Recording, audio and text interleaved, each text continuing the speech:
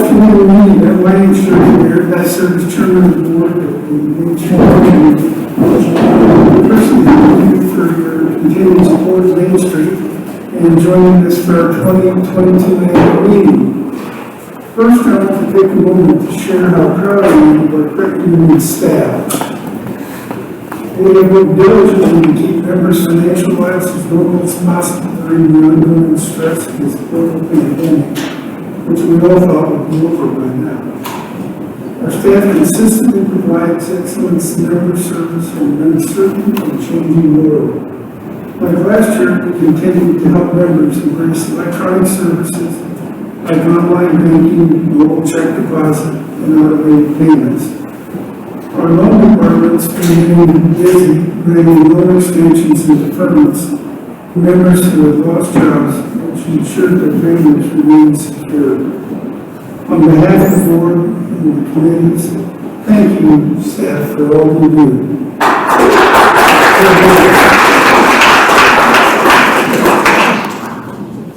And thank you to our members for putting trust in our financial financial and years to come. And now I have a sad announcement to make. This annual meeting will be John Beverly's last annual meeting with Main Street Credit Union. John, the President and CEO, plans on retiring after 49 years of service.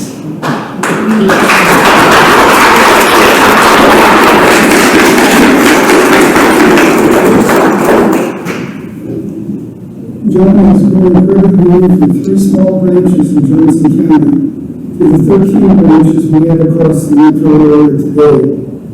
His leadership and dedication to the staff and to the members has been a driving force that led to this growth.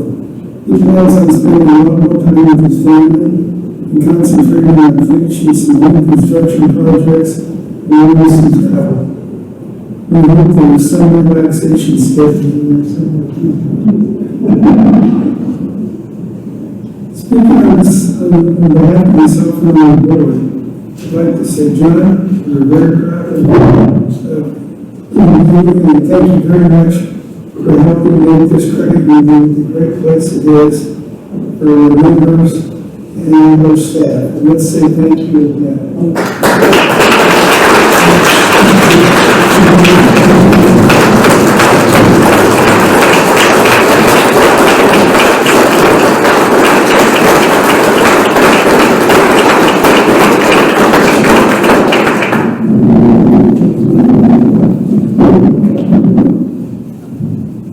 And before we get this business meeting started, I need to declare a quorum. Yes, I think we have a quorum.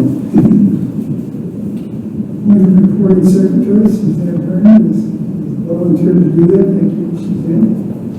Now let's look at your 2021 annual meeting minutes. For those of you watching this video, you can view those minutes on our website if you do this. All attendees in the room have a copy in front of me. I hope you've had a moment to look at it. I'll give you a moment or two now.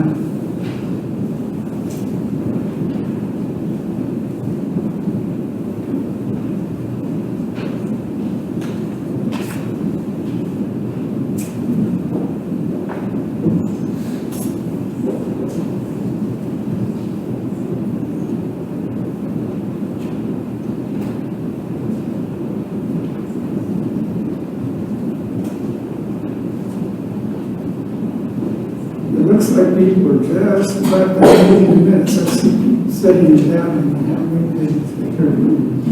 In any event, at this time I need a motion to approve these minutes from 2021.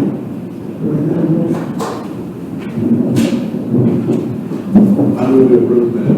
Thank you, Kevin. Is there a second to that motion? I second. Thank you. I appreciate that. All in favor, please say aye. Aye. Opposed, same sign. Hearing none. Motion carries. Thank you.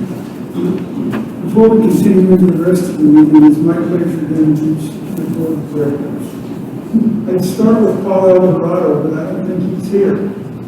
follows an X and T. He's actually, he'll be with us for very long. He had a meeting in Wichita today and he's on the way driving back and said he would join us as soon as he got into town. So when he gets in, maybe we'll have a chance to see him. Next up, and Larry Paul is our vice chairman. Gary Ulmer is our treasurer. There's one of the waivers. That's it. Bill Frick is our secretary. Thank you, Bill. Kevin Spencer is our director. And Paula Hill's the director. And Bill Roush is the director. Bill. And speaking of Bill Roush, Bill, if you come forward for just a moment, on behalf of myself and the entire board, thank you for your appreciation. Your time and dedication to past 5 years of service. Here we are.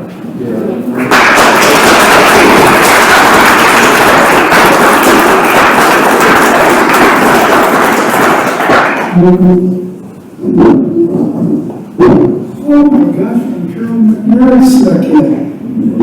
I'd like to introduce her as one of our board members. And past president and past whatever else.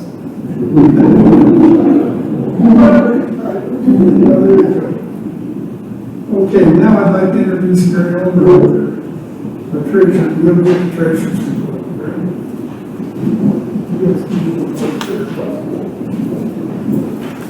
Good afternoon, everyone. My name is Gary Ulmer, and I'm the treasurer of Main Street Credit Union.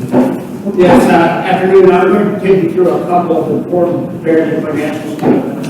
These statements are compared as you will see 2020 and 2021 sitting side by side.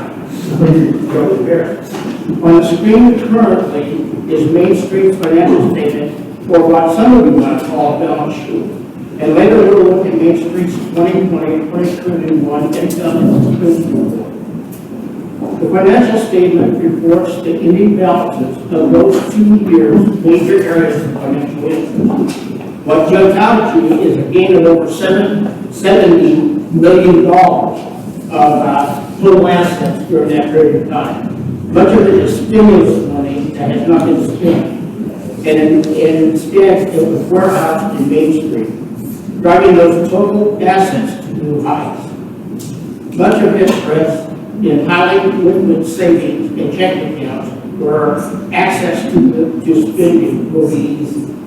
We as a financial institution hope that spending soon recovers to pre-pandemic levels. Our hopes are that this money soon becomes down payments on new homes, cars, home remodeling and repair, travel, and big ticket appliances. The income expense report compares revenues over expenses for 2020 and 2021. Some of net income will be paid out as dividends and savings rates improve, and some will remain in the general fund to cover operational and non-operational expenses, require reserves, and to remain available to cover robust loans and financial services needed for our members. I have a couple of graphs I'd like to show you. This bar graph compares asset growth over the last 5 years. As important as that number seems, we and most other financial institutions at this point would rather total assets being in loan form rather than investments. With every loan we make with Main Street to buy a new car, travel, or fixing up the house represents an asset to Main Street. We expect our total assets to be over $1 billion in the near future. These 2 pie graphs show the 2020-2021 distribution of assets.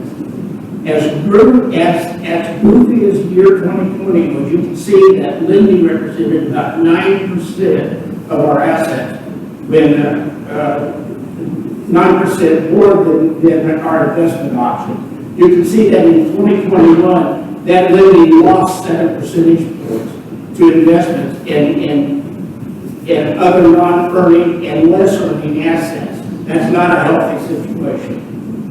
The next two paragraphs show the distribution of savings accounts you were using in 2020 and 2021. As I said before, most of the money in Main Street is poised to be spent, and we are confident that's going to happen.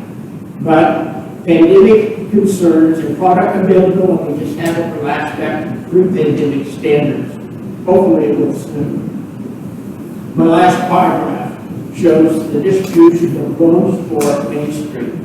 Low interest rates have breathed life into real estate. The unavailability of cars and living competition has negatively affected loans on automobiles. All other forms of lending have remained about the same. I do believe that continued low rates and pent-up needs and wants will soon bring about a healthier economy. With that, thank you all for listening.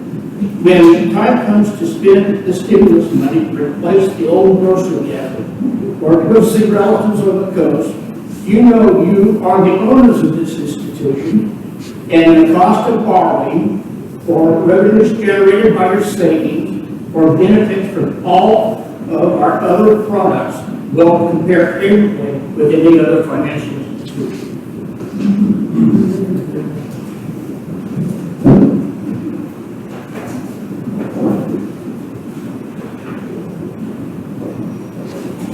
Excellent job, thank you, Gary. Now I need a motion to approve the treasurer's report. I'm looking for one of those. Thank you, I appreciate that. Is there a second to that motion? Thank you, Bill. Okay, there's been a motion and a second. And all in favor, please say aye. Aye. Opposed, same sign. Okay, here are your names, except the treasurer's report. Now I'd like to bring back to the podium again for the chairman of the supervisory committee report.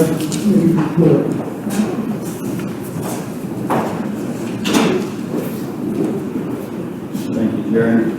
My name is Bill Roush, and I'm chairman of the supervisory committee. Other members of the supervisory committee are Juan Vaughn here and Diane McNary. Is Diane here? Her mother is, that's right.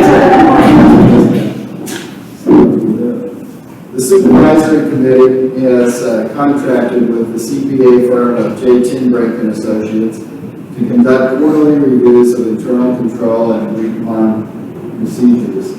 In addition, J. Tinbrink & Associates conducted an opinion audit on the financials of the credit union for the period ending December 31st, 2021. Quarterly findings are reported to the supervisory committee after each review. The committee has reviewed the auditor's reports with credit union personnel and are pleased with the results. The opinion audit for December 31st, 2021 resulted in J. Tinbrink & Associates declaring that the financial statements were found to be in conformity with generally accepted accounting principles for the United States. And complete reports are available at the credit union's main office for any members to review. Mr. Chairman, that concludes the report of the supervisory committee.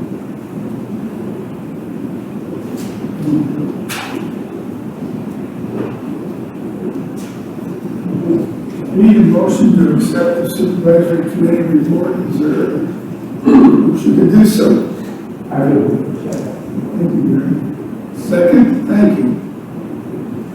We have a motion and a second. All in favor, please say aye. Aye. Opposed, same sign. Hearing none, the motion passes. Okay, let's move on now to the president. This time I'd like to introduce John Beverly, the president and CEO of his network. While John's walking up here, I'll just say I saw Paul Alvarado, the guy who tried to get in the room, but I'm not sure. Oh, there's Paul. Okay.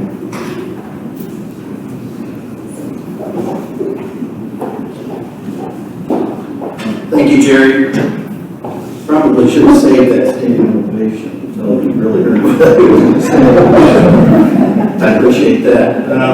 Really want to thank everybody for being here. We realize the timing this year is a little bit different. last two annual meetings we've had via Zoom.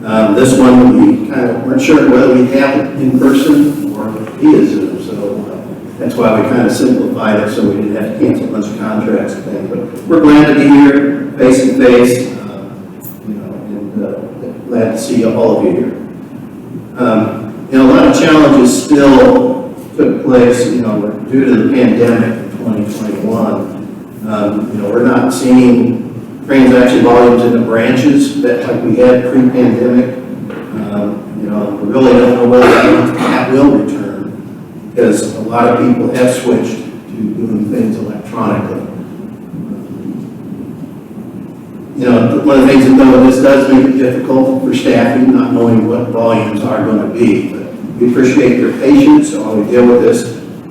The other issue, of course, is just trying to hire people in today's environment. Last year also, members were more, as Gary reported, still in the savings mode and not borrowing at the levels they were previously. So we saw on the financials that assets are up and loans are down.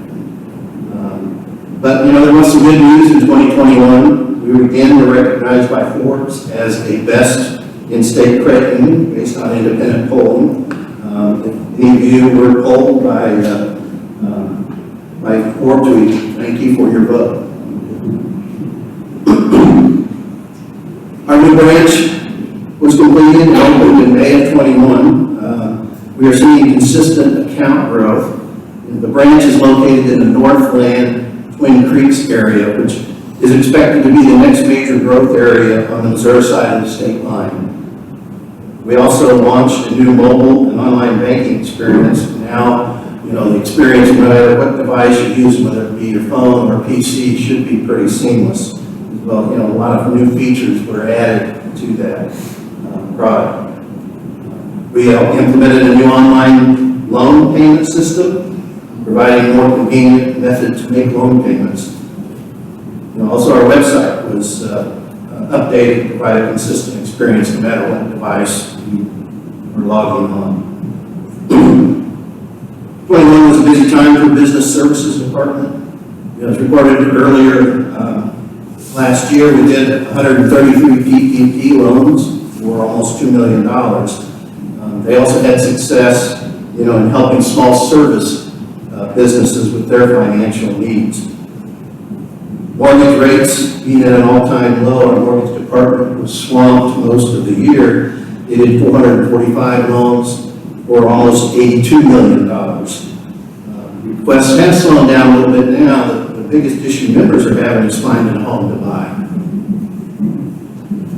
While loans were down in 21, we're finally seeing an uptick so far this year. And we're with the shortage of available new cars in inventory, members are ordering. And the positive side of that is by not going into a dealer and finding a car and being roped into getting financing at the dealer, they're coming to the credit union. So when that car comes in, we're seeing more of those loans. So loans have started to tick back up so far this year.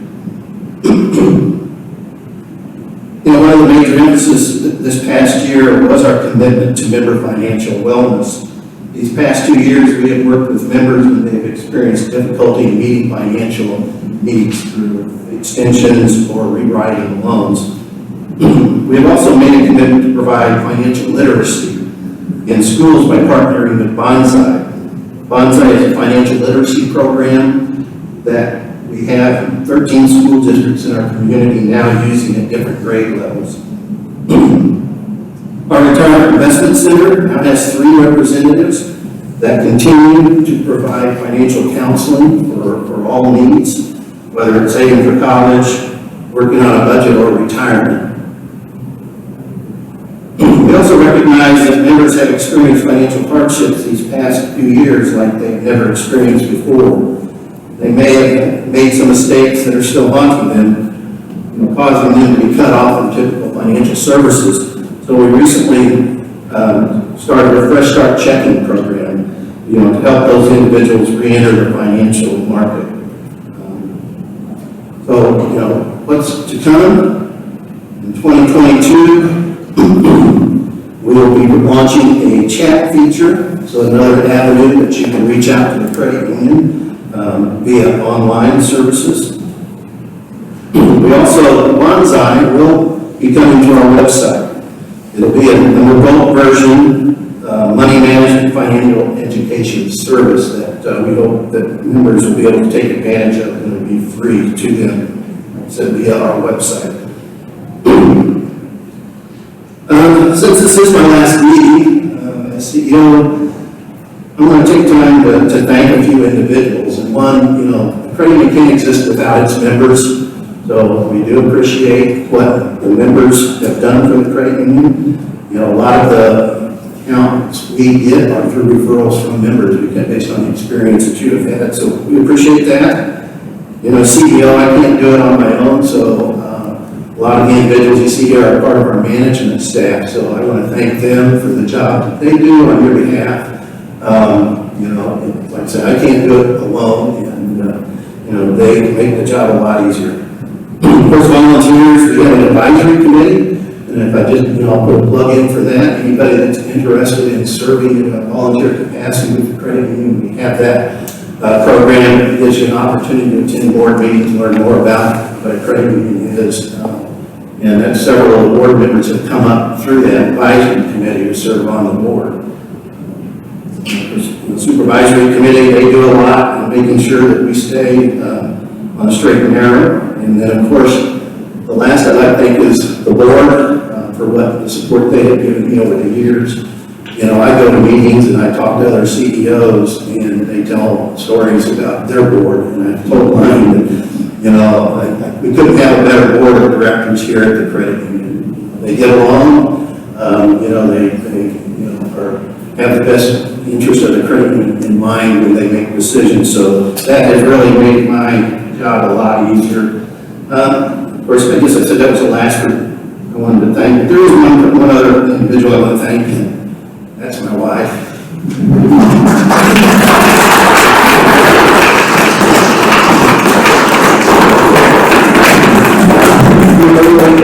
She's the one who stayed at home while I was at meetings and traveling and taking care of our kids. So I really appreciate that her support. Thank you.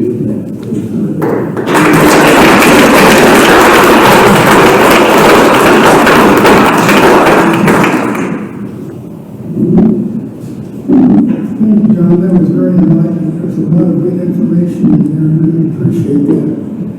Now it's time for new business, and I call on Paul Hill, Mr. Chairman of the nominating committee, chief of the nominating committee report.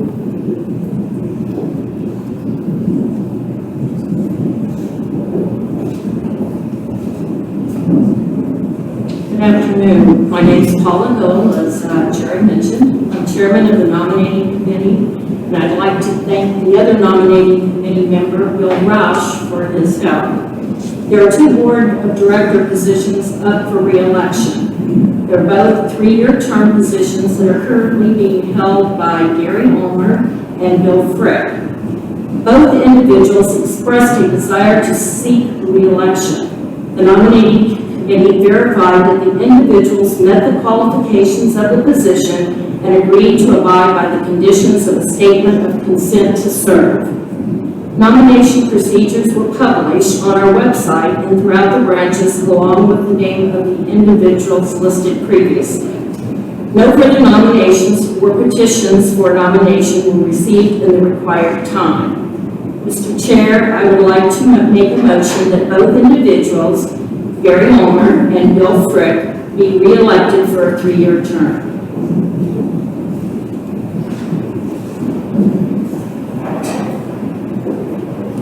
With that motion, do we have a second?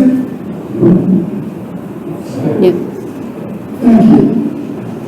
Philip, Mary seconded that motion. All right.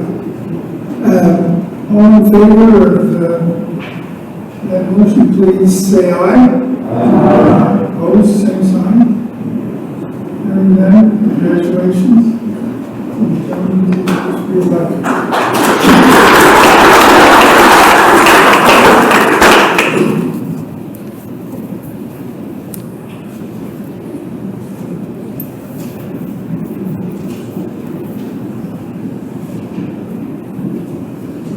One of the things I would like to do is just say in conclusion of our meeting, remember, if you have any questions or comments, you can send us an email at events@mainstreet.cu.org. And now I adjourn the business meeting, and this concludes our 68th annual meeting. And thank you for all attending, and John, thank you for all you've done.